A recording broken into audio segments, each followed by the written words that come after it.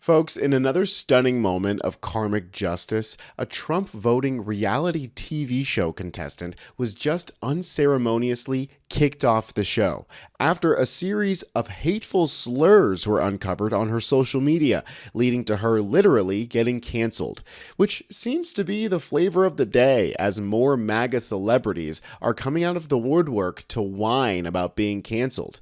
Producer of A Beautiful Mind and Apollo 13, Brian Glazer here with the insane hair like he's being blown back by a heavy wind. He was featured in a Behind the Orange Curtain style documentary in which he said that voting for Trump felt like getting canceled. And if there's one person who knows about getting canceled more than anyone, it's the last MAGA celebrity on our list, Roseanne Barr, who is now claiming God themselves told her to go on that fateful racist rant that ended her show and her mainstream career. I guess her God just really, really hates bad TV shows and was trying to save us all from that voice of hers. Hit subscribe, drop a like, and let's get into it. Now, I don't watch too many reality TV shows myself, but I do know this one, Love Island. It's a dating show where pretty people go and mingle in a pretty place. The fans, of course, did a deep dive on everybody's social media and found that two of the cast members were Trump-supporting racists. So, that didn't exactly go over well for most people. Bambi here said Ylysa's digital footprint is crazy. Makes you think that the Love Island scouts aren't doing a proper job. Get her out. The main offender is this woman Yulissa, who's of Cuban descent. Her mother is a Cuban immigrant, and she lives in Miami. Now, I don't know what it is about Florida, but we all know that the Hispanics down there must be colorblind because a lot of them vote red when they should be voting blue. I will vote for Donald Trump. And voting for Donald Trump is exactly what this woman did, which didn't go over well for her. But I'm here looking at my followers, and I lost about 600 followers just because I'm a Trump supporter. Everybody's entitled to their own fucking opinion. So why don't you follow the bridge and get over it? Like, we don't hate you because you're a Kamala fan, or you want to call it. Do we agree with you? No. Well, I've had people that were my friends that I've worked with unfollow me because I'm a Trump supporter. And you are the reason why society sucks.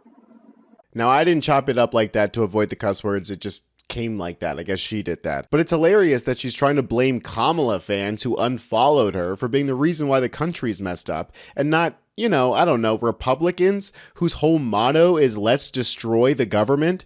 But if there's one thing that we know about MAGA supporters is that they're not exactly the smartest people or the most tolerant. They tend to say whatever they like and act however they want and are always surprised whenever the consequences inevitably catch up to them.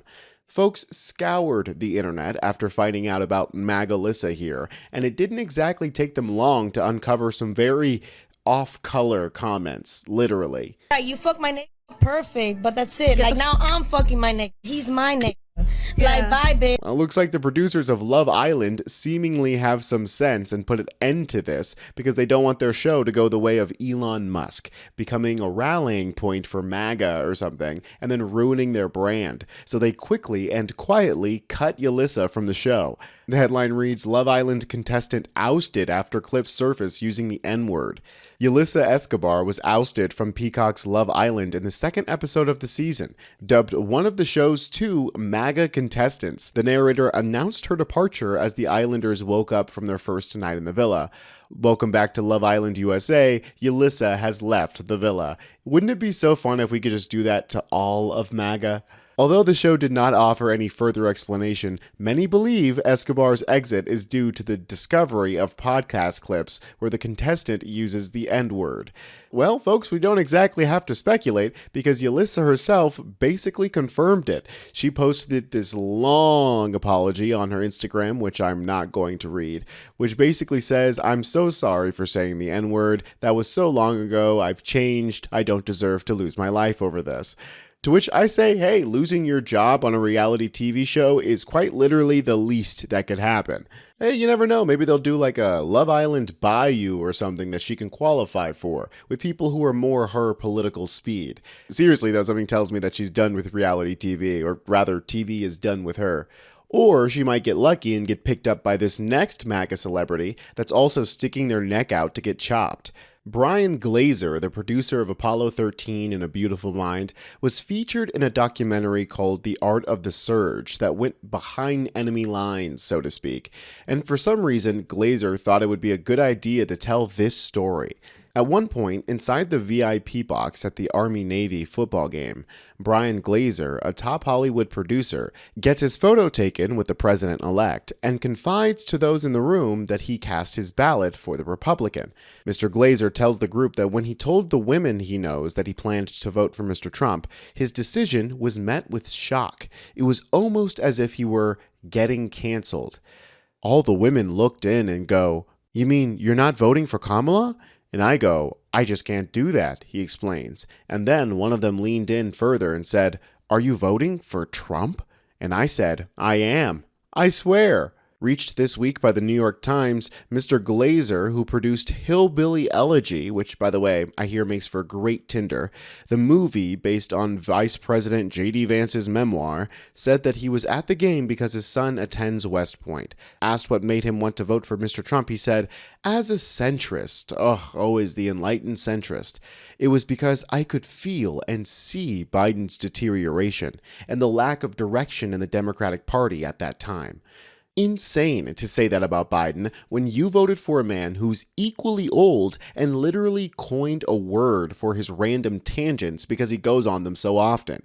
He's just a rich guy who's severely disconnected from the real world. Here he is a few weeks ago with Jeff Bezos at the Cannes Film Festival. And here he is realizing that his housekeeper is an actual real human being after looking her in the eyes. We just hired a house assistant at our house named Mariella, and I speak to her, but I didn't really get to know her. And Mariella told my wife that she really liked me. And my wife says, "Really?" And she said, "Have you talked to him much?" He said, "I haven't talked to him very much, but every time he speaks to me, he looks me in the eyes, which makes me feel like a human being." And then I realized just human being. I started to think about this immersively. Oh, thanks. And I love that they all fucking clap in that instance. Like, what a hero. He realized his housekeeper is a human being. But you know who doesn't have a soul behind her eyes, no matter how hard you look? Roseanne Barr, who's now saying that it was God who told her to compare Obama's aide to an ape. For those who don't know or don't remember, she replied on Twitter to a screen grab of Helena Bonham in makeup for the Planet of the Apes. Roseanne replied with, "Muslim Brotherhood and Planet of the Apes had a baby equals VJ," referring to Valerie Jarrett, who is black and one of Obama's ex-aides. Barr's world came crashing down almost immediately. "It was a nuclear bomb," she said, recalling the fallout. Barr claimed that she didn't know that Jarrett was black at the time, but even now that she does, she still insisted that the post was the perfect caption. In fact, she said that it's her critics who are the racist.